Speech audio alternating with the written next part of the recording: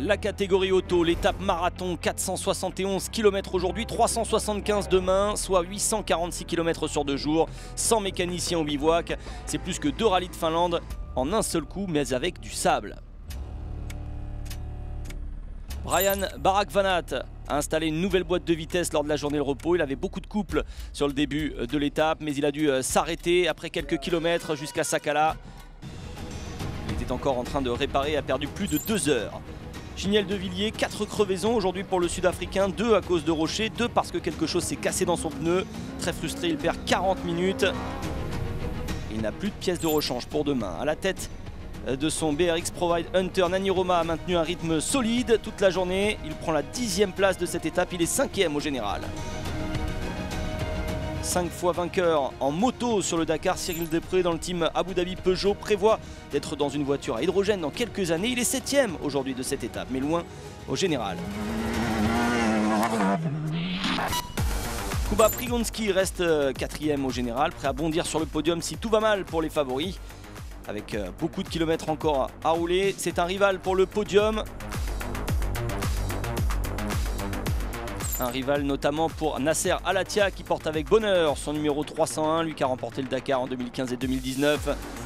Le pilote qatari peut-il le faire à nouveau? Il a tout donné aujourd'hui mais a perdu 2 minutes contre Peter Hansel.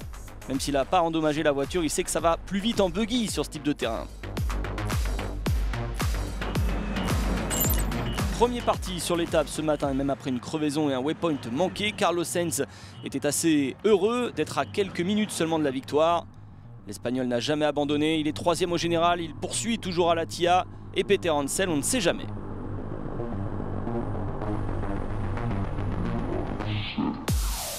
Stefan Peter Hansel n'a pas encore remporté d'étape en 2021 et aujourd'hui, avec des ennuis mécaniques, eh bien non, il devra encore attendre un jour.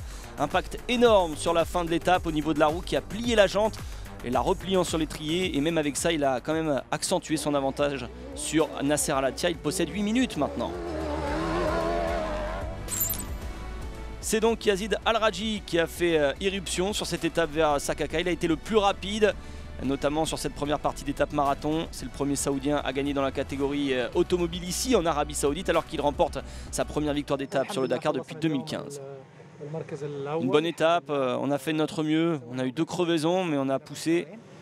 Finalement on a fait du bon travail avec Dirk également sur la navigation. Je pense qu'on était les plus rapides aujourd'hui. C'est bien, la voiture est là, c'est le plus important.